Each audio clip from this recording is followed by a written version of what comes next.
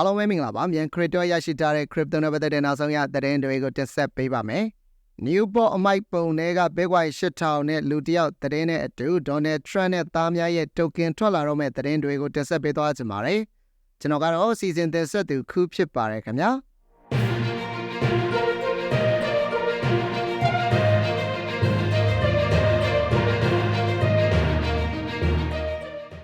ပထမတစ်ပုဒ်အနေနဲ့ Newport အမိုက်ပုံတွေက Bitcoin 8000နဲ့လူတစ်ယောက်ရဲ့အကြောင်းကိုတင်ဆက်ပေးချင်ပါတယ်။ Bitcoin နဲ့ထည့်ထားတဲ့ hard drive ကိုမတော်တဆလွှင့်ပစ်လိုက်မိပြီးတော့ဒီ hard drive ထဲမှာလည်း Bitcoin ပေါင်း8000အထိပါသွားတယ်ဆိုရင်ဘယ်သူမှဆိုအယူမီဝိုင်ဖြစ်သွားကြတော့ပါတယ်။အင်္ဂလန်နိုင်ငံသား James Wei ကတော့ဒီလိုကိစ္စကြောင့်အယူမီဝိုင်ဖြစ်နေသူတစ်ယောက်ပါ။2013ခုနှစ်ကတည်းက IT engineer တစ်ယောက်ဖြစ်တဲ့ Wei က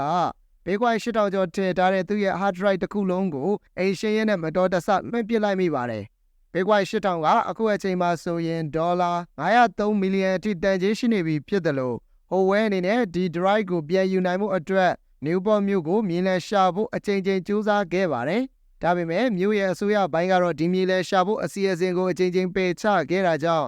Weiက Newport မြို့အုပ်ချုပ်ရေးအဖွဲ့အစည်းကနေ195မီလီယံ British Pound ရယူလိုမှုနဲ့တရားစွဲလိုက်ပါပြီ။မြို့အုပ်ချုပ်ရေးအဖွဲ့ကလည်းပတ်ဝန်းကျင်ထိခိုက်မှုတွေဖြစ်လာနိုင်ကြောင်းအကြောင်းပြချက်တွေနဲ့ညှင်းဆိုနေဆဲဖြစ်တာကြောင့်ဒီအမှုမှာဘယ်သူကနိုင်သွားမလဲအမှုရှုံးခဲ့ရင်ရောWeiတယောက်ဘာဆက်လုပ်သွားမလဲဆိုတာကိုစိတ်ဝင်စားစရာဖြစ်ပါတယ်။ဒီဘက်ခေတ်မှာတော့ wallet နဲ့ပတ်သက်လာရင်အတော်လေးသတိထားသင့်ပါတယ်။ wallet တွေရဲ့ private key တွေနဲ့ seed phrase တွေကိုတတ်မတ်သိမ်းထားသင့်ပြီးတော့မသိမ်းထားမိဘူးဆိုရင်လည်းကွန်ပျူတာဒါမှမဟုတ်ဖုန်းတွေကို reset ချကန်နေဆိုရင် wallet တွေရဲ့ seed phrase တွေကိုသတိတရပြန်မှတ်သင့်ပါတယ်ခင်ဗျာ။ဆက်လက်ပြီးတော့ Donald Trump နဲ့သားများရဲ့ token ထွက်လာတော့မဲ့သတင်းကိုတင်ဆက်ပေးချင်ပါတယ်။ Trump နဲ့သားများရဲ့ One Liberty Financial ကတော့ကိုယ်ပိုင် token ထုတ်ရောင်းမှုအတွက်ရက်သတ်မှတ်လိုက်ပါပြီ။အော်တိုဘာလ15ရက်နေ့မှာစတင်ဝယ်ယူလို့ရနိုင်မှာဖြစ်ပေမဲ့ US SEC ရဲ့သတ်မှတ်ချက်အောက်မှာအကျုံးဝင်တဲ့ဒေါ်လာ1မီလီယံနဲ့အထက်ပိုင်ဆိုင်မှုတန်ဖိုးရှိပြီးတစ်နှစ်ဝင်ငွေကဒေါ်လာ2သိန်းကနေဒေါ်လာ3သိန်းအထိရှိတဲ့ US နိုင်ငံသားတွေကိုပဲ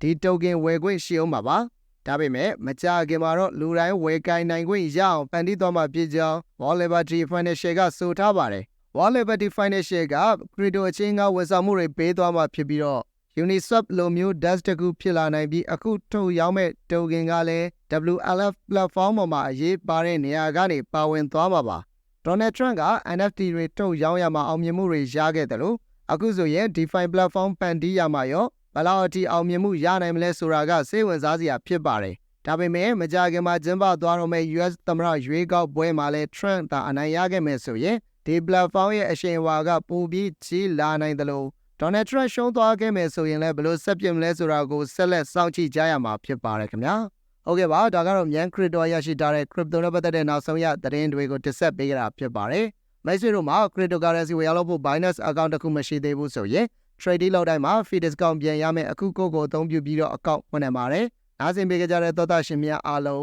trade တိုင်းမြတ်ကြပါစေခင်ဗျာ။